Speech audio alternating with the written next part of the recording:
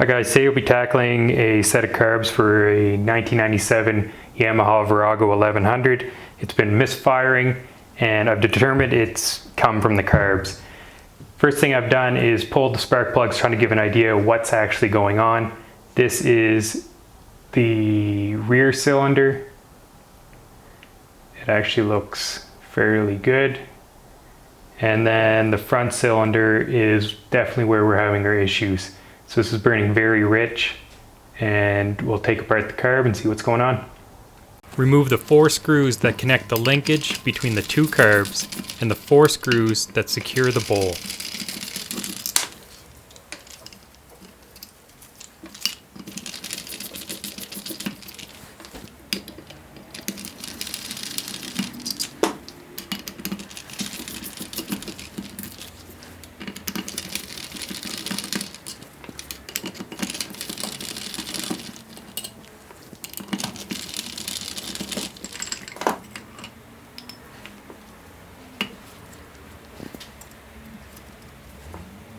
Now to remove the float, there's a pin that goes through the back of it here. There's a fat side to the pin and a narrow side. You're going to take a punch and very gently tap it from this side to remove the pin. The float will then be able to be removed with the needle valve as well.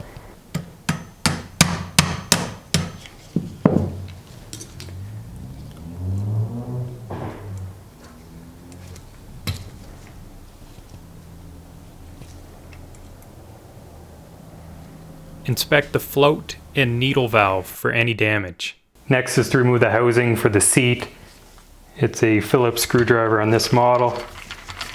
Just one screw that holds it in place. There's an O-ring on these housings, and if they dry out, it'll actually leak by and flood the bowl and cause a rich condition. This one is fairly dried out, but this is actually the rear cylinder. It's not too bad. I've already had the front cylinder apart and this O-ring is completely deteriorated, and that's what's causing the misfiring. So you can see here there's an O-ring. Hopefully that goes in focus. And if that O-ring dries out, it will flood and create a rich condition. It's very common on motorcycles, older motorcycles that have low kilometers, meaning they most likely sat for a number of years, which isn't the case with this motorcycle, so it's not surprising. Now we'll just go through the exact same procedure for the carb that's at fault, and we can inspect that one as well.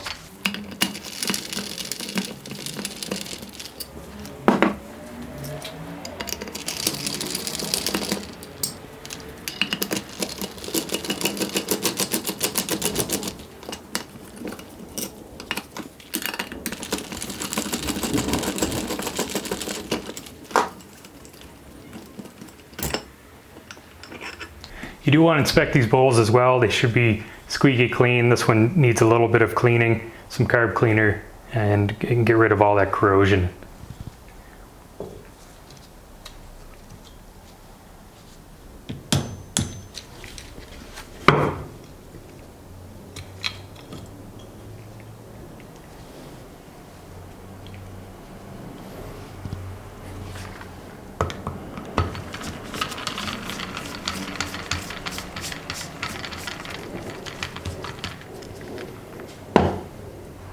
And this one just pulls out that easy.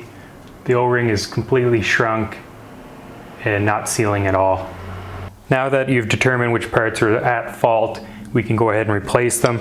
In this case, it's that housing with the O-ring. So I bought these K&L replacement kits or carb rebuild kits. It comes with the bowl gasket, the seat housing and seat.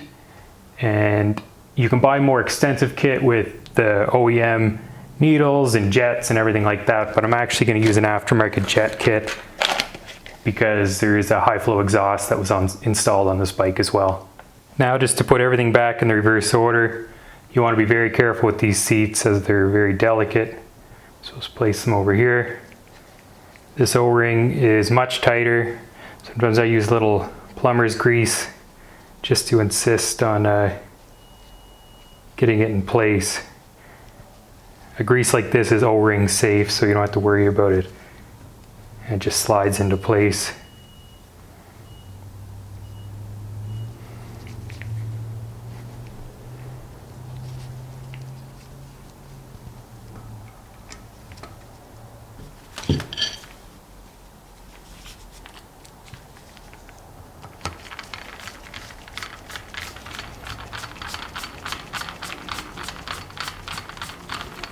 Don't want to over tighten anything on these carburetors, just snug is fine.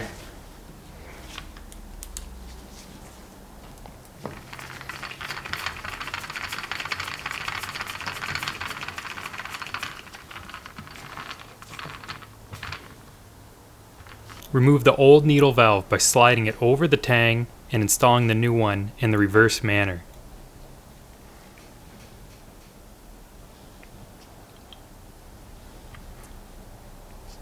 You just drop it back into place. Now you can reinstall the pin from the big end first.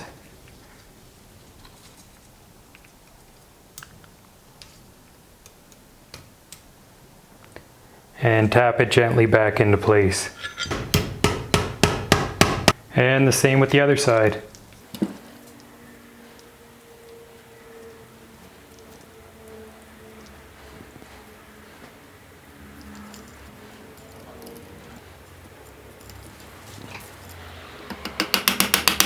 Now this is a very important step, and it's setting the float height. So this is when the bowl fills up with gas, this float will rise up. Think of the carbs are upside down right now. Will rise up, close the seat, and stop gas from getting into the bowl.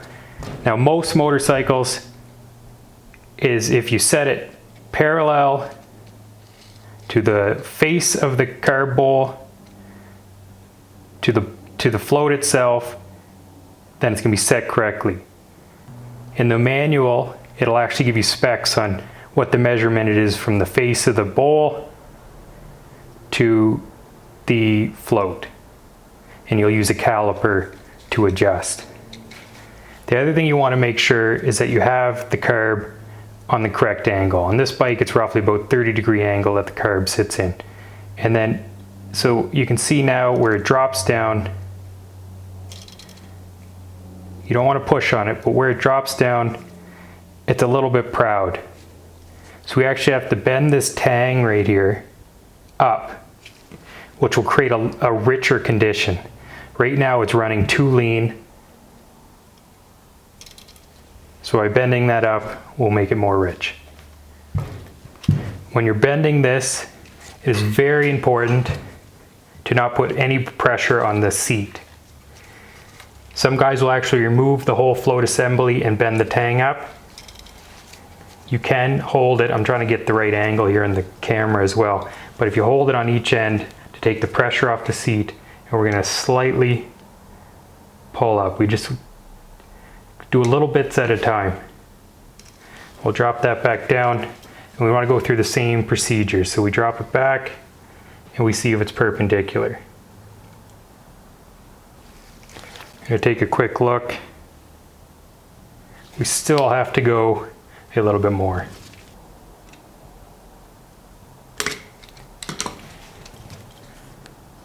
You do your 30-degree angle, and possibly just a touch more.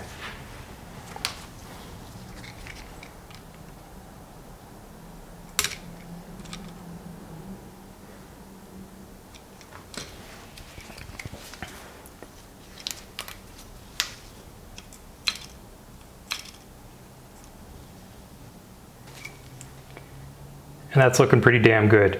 And now we got to do it to the other side. Now we have it on the other side. It's extremely lean as well, so we'll bend that tab up again.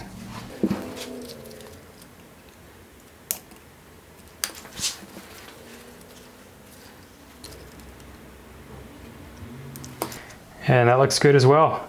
All right, now that we have both needle valve sets replaced and the float height properly adjusted, I'm going to change out the jets. This is the main jet. I'm going to be replacing the kit I have or purchased has two different jet sizes, based off of what you have done to your bike and your altitude. Since this has a new exhaust and we're at high altitude, I'm going to be using the 114 jet. Place it on both sides, make sure the washer stays in place as well.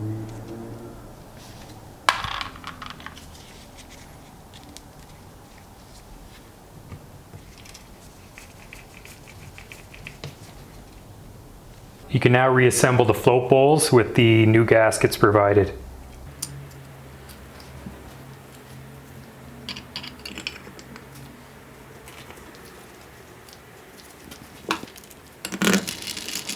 Tighten them up evenly so you don't warp the bowl.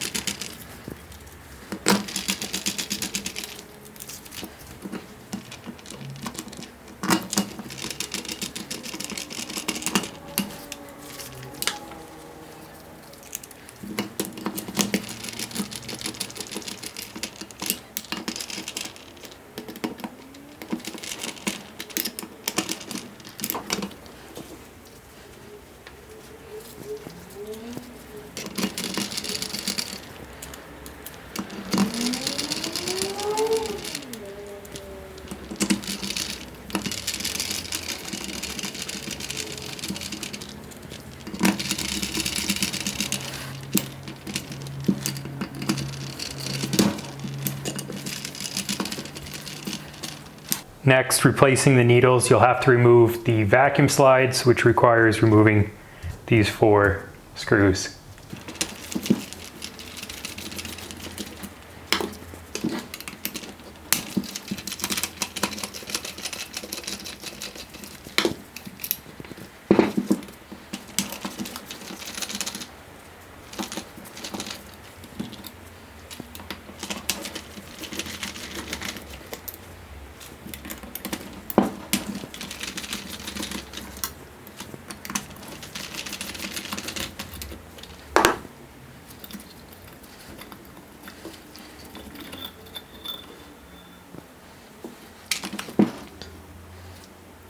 Carefully remove the vacuum slide once you have the cover off.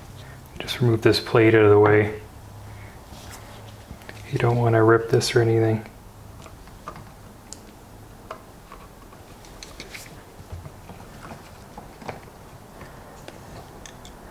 There will be a needle, and this is the needle that we're replacing. If you want to tip it upside down, it should fall through with a washer that sits on top. So on the stock needle, there's a spacer and an E-clip. You can stick a screwdriver in there and pop out that E-clip.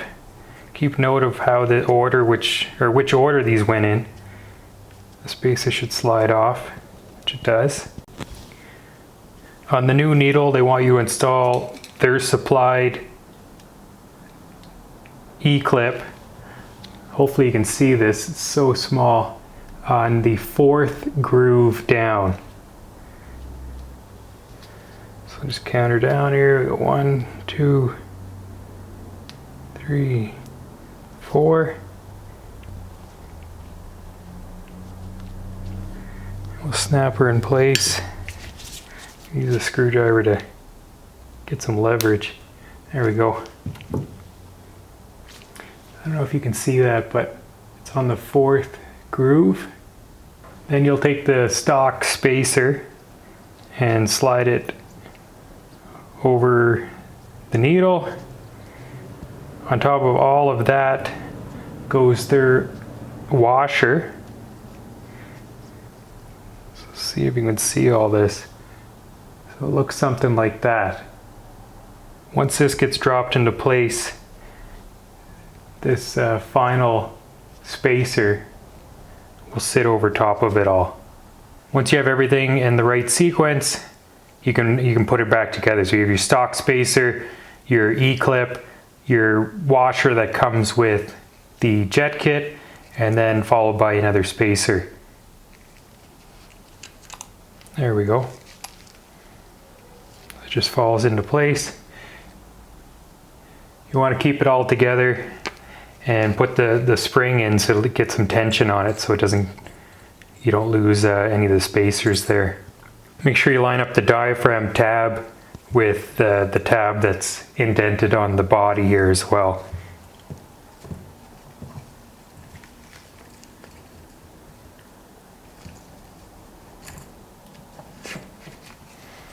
And make sure the diaphragm gets set into the groove, and put the cover back on without any pinching. I'm going to temporarily put the cover back on so it stays in place, and then I'll be able to tackle the other side.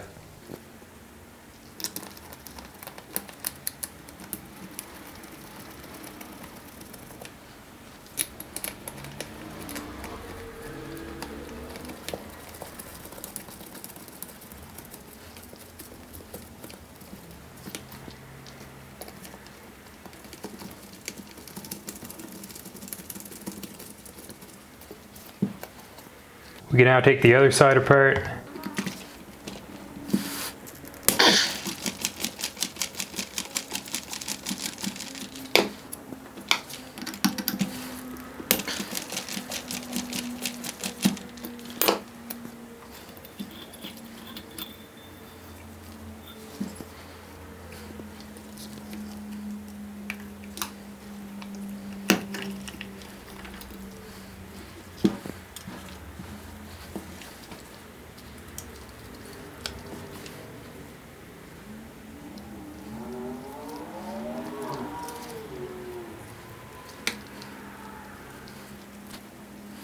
Again, we'll install the E-clip on the 4th groove.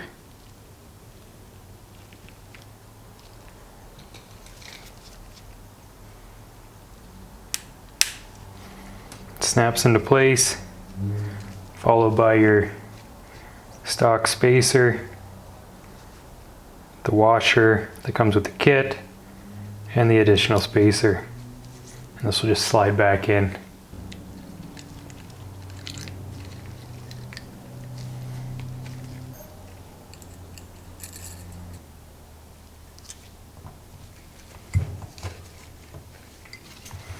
Again, line up the diaphragm with the groove and the indent as well. And we reinstall the cover and tighten down.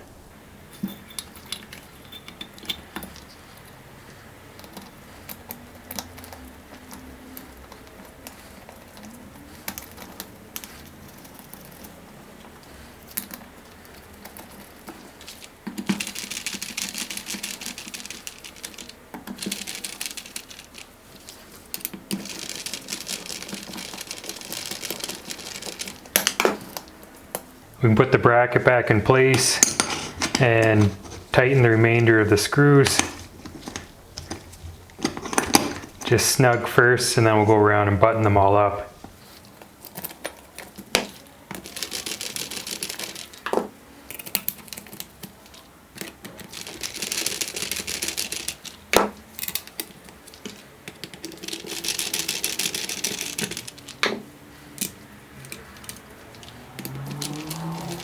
This clip here is for the gas hose that comes from the pump.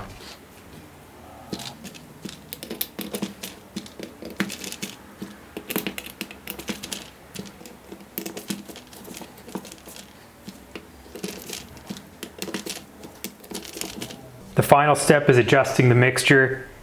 This particular carb has actually the mixture screw plugged, so it can't be tampered with. I'll have to drill this out and then adjust the screw. This particular one or kit that I bought requires to fully seat the screw and then turn it back 1.5 turns. It'll have to be done on this carb and also this one as well. So this kit provides a drill bit and a screw to actually pull the plug, and that's what we'll do right now. I put in some rags. You don't want to get any metal shavings in the carb whatsoever. And when you're drilling the hole, just be very careful. As soon as you break through the plug, just to pull back so that you do not damage the set screw.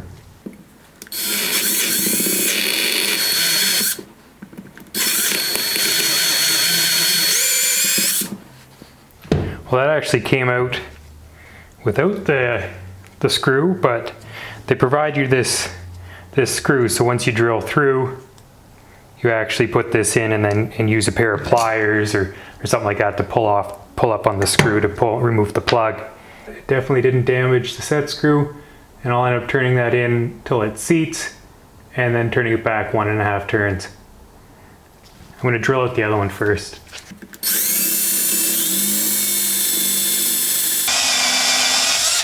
There we go. I'm going to grab the air compressor and just blow these shavings out of the way.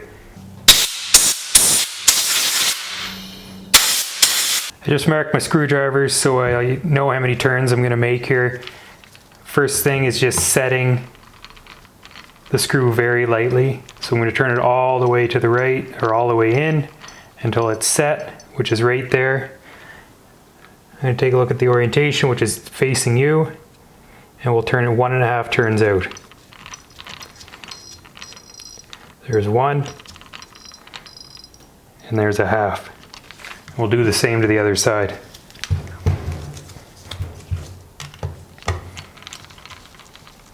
Just lightly seat it.